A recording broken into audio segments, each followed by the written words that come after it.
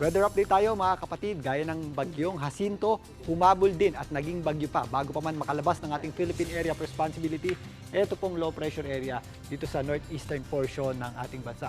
Kanina pong alas 8 ng umaga, ito pong ating binabantayang low pressure area ay ganap naging tropical depression at yan po ay nabigyan ng local name na Kiko. Ito pong bagyong Kiko ay nakalabas din agad ng ating Philippine Area of Responsibility kaninang alauna ng hapon.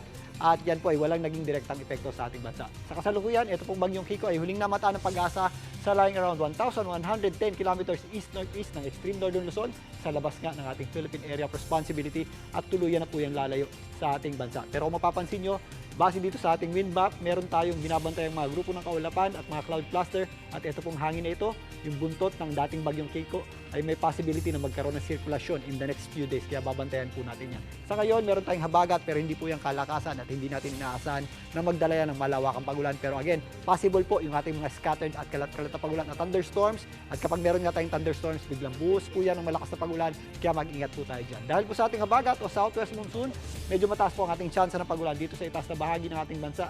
Kasama po dyan ang areas ng Cagayan, Isabela, mga kabundukan ng Cordillera, kasama na po dyan ang Benguet at Baguio City, kasama na rin po dyan ang area ng Ilocos Region, maging dito sa area ng Zambales at Bataan. Ang natitirang bahagi naman ng Luzon, ang malaking bahagi ng Visayas at ito pong areas ng Mindanao, wala pong direktang or wala pong masyadong epekto dyan yung ating habagat. Pero again, possible pa rin po yung ating mga pag-ulan tuwing sumasapit ang hapon at gabi. Dito po sa Metro Manila, magiging maaliwalas din po ang ating panahon sa umaga hanggang tanghali. At kung mapapansin nyo, pag sumasapit po ang hapon, nagiging maulap muli yung ating panahon at tumataas yung ating tsansa ng pag-ulan. Yan po yung ating mga afternoon showers at thunderstorms. Kaya sa mga lalabas ng bahay, ugaliin pa rin po ang pagdadala ng payong at anumang pananggalang sa ulan. At yan muna latest sa ating lagay ng panahon. Muli ako po ang inyong weather frontliner, Alvin Pura, na lagi may panahon para sa iyo. Mga kapatid, Julius Babaw po.